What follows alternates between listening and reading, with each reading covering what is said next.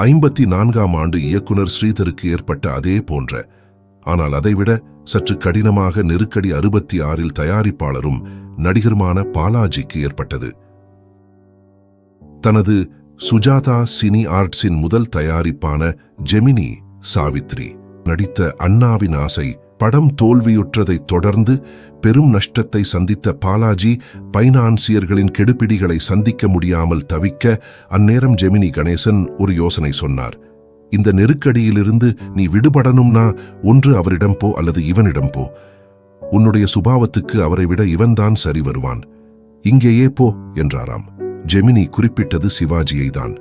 அதன்படி பிற்பகல் 3 மணிக்கு நடிகர் திலகத்தை சந்திக்க ஸ்டுடியோவுக்கு போனார் பாலாஜி. அப்போது நடிகர் திலகம் செல்வம் பட ஷூட்டிங்கில் இருந்தார். வழக்கமாக பாலாஜியை கிண்டலாக வரவேற்கும் சிவாஜி அன்று அவரது முகவாட்டத்தைக் கண்டு, என்ன ஒரு மாதிரியா இருக்கே என்று கேட்க பாலாஜி தனது நெருக்கடி நிலையை சொன்னார்.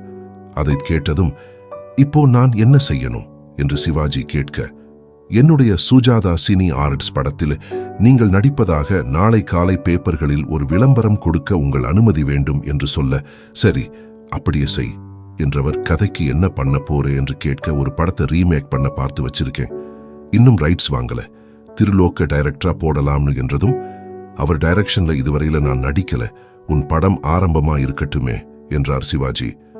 விளம்பரத்தில் போட ஸ்டில் வேண்டாமா என்று கேட்ட சிவாஜி புரொடக்ஷன் மேனேஜரை அழைத்து செல்வம் படத்துக்காக எடுக்கப்பட்ட தன்னுடைய ஸ்டில்லையும் KR விஜயாவின் ஸ்டில்லையும் எடுத்து வரச் செய்து பாலாஜியிடம் கொடுத்து, இதுகளை வச்சு விளம்பரம் ரெடி பண்ணி இன்னிக்கே பத்திரிகைக்கு கொடுத்துடு, ஏதாவது மாற்றம்னா அப்புறம் பண்ணிக்கலாம் என்று கூற மகிழ்ச்சியுடன் திரும்பினார் பாலாஜி. மறுநாள் காலை கால் பக்க விளம்பரமாக நடிகர் திலகம் KR விஜயா ஸ்டில்லுடன் நடிகர் திலகம் சிவாஜி கணேசன் அளிக்கும் சுஜாதா சினி ஆர்ட்ஸ் தங்கை, டைரக்ஷன் திருலோக சந்தர் என்ற விளம்பரம் வந்தது. பாலாஜி எதிர்பார்த்தது போலவே பைனான்சியர்களின் கெடுபிடியும் விரட்டலும் வெகுவாக குறைந்தது. அந்த படத்தை தொடர்ந்து என் தம்பி திருடன் எங்கிருந்தோ வந்தாள், ராஜா நீதி என் மகன், உனக்காக நான், தீபம், தியாகம், நல்லதொரு குடும்பம் என சிவாஜியை வைத்து 11 படங்களை தயாரித்த தயாரிப்பாளர் நடிகர் பாலாஜி. மற்ற நடிகர்களை வைத்து இடையிடையே படம் தயாரித்தாலும் தீர்ப்பு, நீதிபதி, பந்தம், மருமகள், விடுதலை, குடும்பம், ஒரு கோவில் போன்ற படங்களை தயாரித்தார். மொத்தம் சிவாஜியை வைத்து அவர் தயாரித்த படங்கள் 17. இந்த 17 படங்களில் 3 படங்களை தவிர மற்ற 14 படங்களும் வெற்றி படங்கள். இவர் படங்களில் நடிகர் திலகத்திற்கு உடைகள் எல்லாம் பிரமாதமாக இருக்கும். பெரும்பாலும் வெளிநாட்டில் இருந்து இறக்குமதி செய்யப்படும். சிவாஜியை மிக ஸ்டைலாக காட்டுவதில் பாலாஜிக்கு அலாதிய சந்தோஷம். பாலாஜியை முதலாளி என்றுதான் சிவாஜி அழைப்பார். பாலாஜி வீட்டில் எந்த விசேஷம் நடந்தாலும் அன்னை இல்ல உறுப்பினர்கள் அனைவரும் ஆஜராகி விடுவார்கள். அதேபோல் அன்னை இல்ல விசேஷங்களில் பாலாஜி அவர்களும் குடும்பத்தோடு ஆஜராகி விடுவார். அவர்களுடைய நட்பு யாராலும் பிரிக்க முடியாத நட்பாக இருந்தது. அதேபோல் பாலாஜியின் மருமகன் மலையாள நடிகர் மோகன்லால் அவர்களும் அன்னை இல்லத்தோடு நெருங்கிய உறவு கொண்டவர்.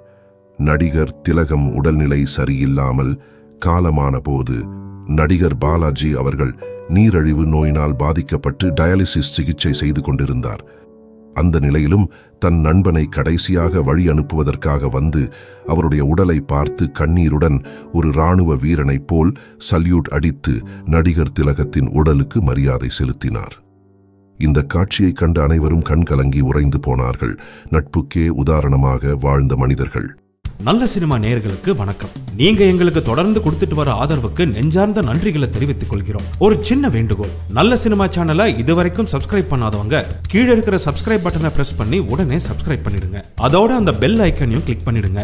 நாங்க வெளியிடுற வீடியோஸ் எல்லாம் உடனுக்குடன் உங்களுக்கு தெரிய வர அது ஹெல்ப்ஃபுல்லா இருக்கும். நன்றி.